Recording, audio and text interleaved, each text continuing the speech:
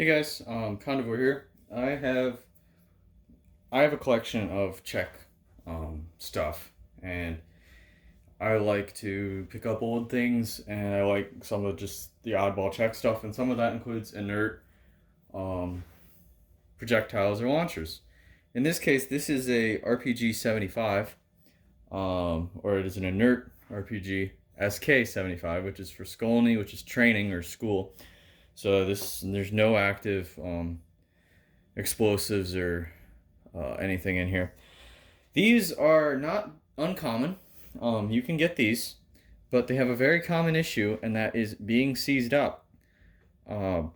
So I just finished doing some work on this, and I thought that I would make a video to try to help out people in the future who may encounter issues with these being seized up or specifically disassembly. I'm going to show you how you take it apart so that you can fix the problem. Okay, so first step, obviously if you get one of these, first it's got instructions on the side of how to, practice with it or operate with it. So what we're going to do first is we're going to take this front cover off. And before you open it, you got to take this front cover off, otherwise you're basically sucking, you're creating low pressure here because it's a very tight fit. And then what we're going to do is we're going to try, now I say try because your launcher might not do this, try to rotate the back. Now there is a decent chance that you go to grab this and it's stuck. Your next step is going to be to put the entire launcher, put this cap back on, and put it in the freezer. Put the whole thing in the freezer for a couple hours, pull it out, try to open it. If it does open, then you can move on. If it doesn't, leave it in the freezer overnight. Honestly, I don't have another trick better than just freezing this. The issue with these launchers seizing up is the inert projectile inside of them expands at a greater rate than the tube. And it was already a tight fit, or it might have expanded with age. I'm not totally sure, but it is the projectile rubbing the tube that is the problem. So anyway, this one is not seized up anymore because I've worked on it, but we're going to take it apart just so I can show you how it works. So let's say you froze it. You have the front cap on because you froze it. Take the front cap off so you don't have the suction there. Try to be careful of this front door. This is kind of fragile. So next we're going to pull it back and deploy it. Now we're going to leave it unlocked for now. And we are going to remove this strut at the back. So there's a screw at the back here, little flathead. We're going to pull that off.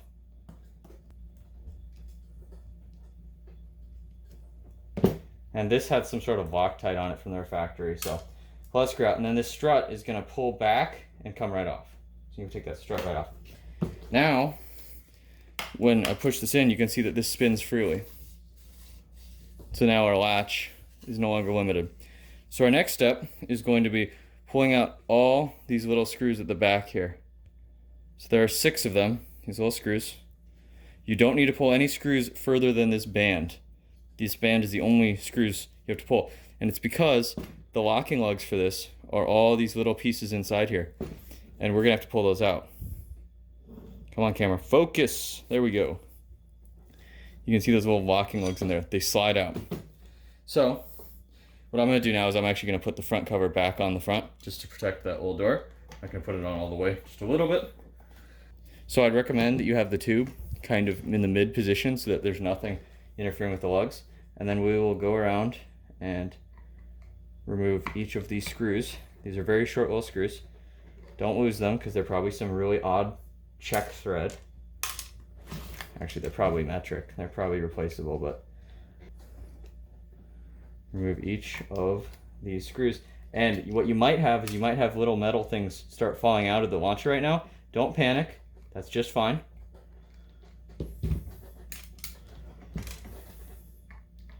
Or they may stay in place and we might have to convince them to come out a little bit. But we're just removing these 6 screws for the time being. And if the screw kind of drops in, you see I had one of those little pieces fall out. This is what I'm talking about, these lugs. There's 3 sections of this that go around the perimeter. And I'll talk about these in a moment. But I got one more screw to pull.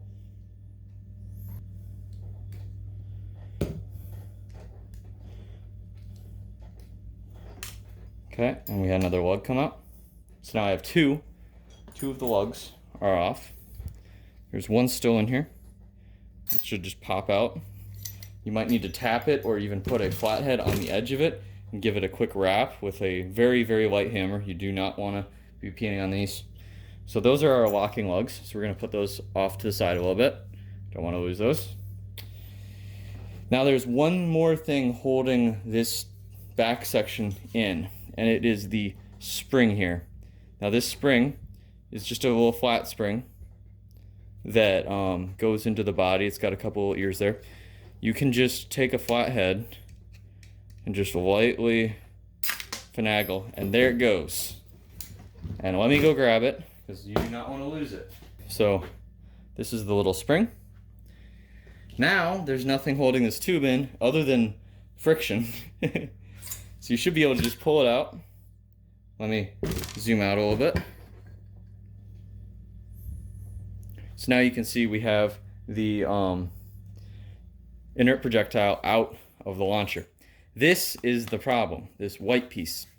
I highly recommend that you, obviously, there's a seal between this piece of metal and the tube. You don't really need this to hit the tube at all, but it does. So you can be as precise as you want. You could put this on a lathe, you could turn it. I just rolled this on a belt sander, and then I took strips of emery cloth sandpaper and just sanded it nice and round to get it nice and smooth. That's all I did, and worked pretty well. So once you have this, you want this basically so that you can easily put it in and move it back and forth when the entire system is warm. Make sure you oil this. I didn't touch it, so I'm not going to re-oil it, but make sure you oil that.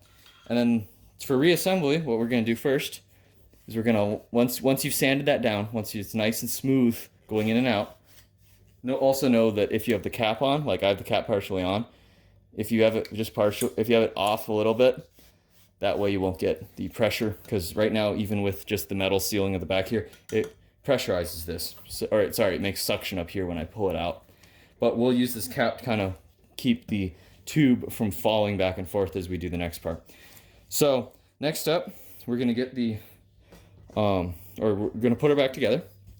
So next we need to put in that spring. This is probably the most difficult part, and I'm not sure if I'm going to be able to show you how to do it. Basically, the spring sits up with this little bump up.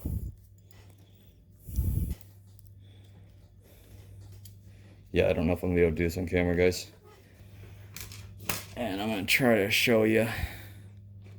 Gonna just pinch it in. There we go. Okay, now that's in there. Now, if yours is a loose fit, don't worry too much. It's going to be pinned in. Next, we're going to put our locking lugs back on. Or, I don't know what the technical term is for these, but that's what I call them. And you'll notice that one of these is solid, same level all the way around. That's the middle lug. This one has this cutout here. That spring that we just put into the tube, this little, come on, focus on, if I fill it with my hands, maybe it'll focus on my hands. There we go. You can see my thumb scar. Very nice. You can see that little cutout in the front of this. That's going to cover over that flat spring to lock it in. And the same with the other lug here. So you can use the screw holes and the spring as reference to where these should go. So now I'm going to make sure that the front is sealed up, because I don't want the projectile moving back and forth while I'm doing this. I'll use the suction to keep it from moving. So we can see that this one has the cutout on the left, the lug's facing forward, so we know that this one goes right here to the right of the spring. Now this is once again one of those things where if you don't get it aligned right, flip the launcher over, dump it out. So I'm going to try to get this lined up. I apologize to anyone who's at my channel just to look at things that are more interesting than this. This is only really relevant if you own one of these launchers, if you really like this kind of old stuff. So anyway, I got it in there. You can see it's flush with the side. It's sitting in there. Now I have the screw hole accessible, so I'm going to throw a screw into that hole and then get one of them tight, or one of them You don't want to really tighten them up until you get both of them in, but just get this one started. Then we'll go to the next screw hole. Do the same.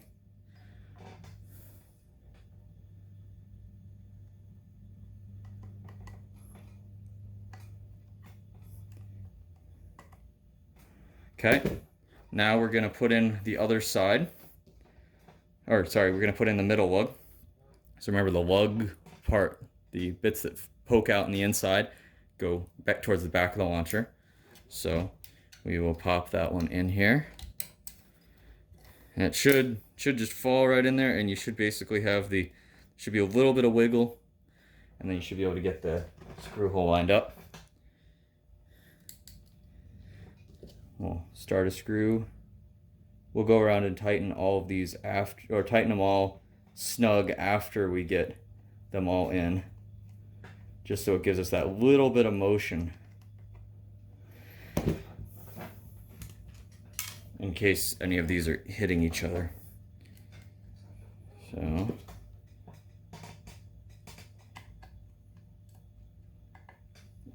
and we're on the home stretch here. This is the spring clip is the hardest part. So if you manage to get the spring clip in, which it isn't even that difficult. This is a pretty easy launcher to take apart, which is why I thought I should make a video from it. I was having kind of a bit of a time getting this apart. Then I realized that the biggest mistake that I made was not taking out the strut that prevents it from rotating first. That is definitely step one, is removing that strut. If you don't do that, it's going to be a pain. So anyway, here's our last locking lug. So I'll get that in there.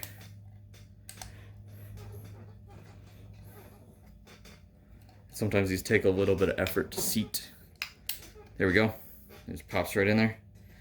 Get our screw hole on. Sorry about my squeaky table. I would do this on the bench, but my bench is not wide enough to work on a launcher. So I apologize for the squeaky table.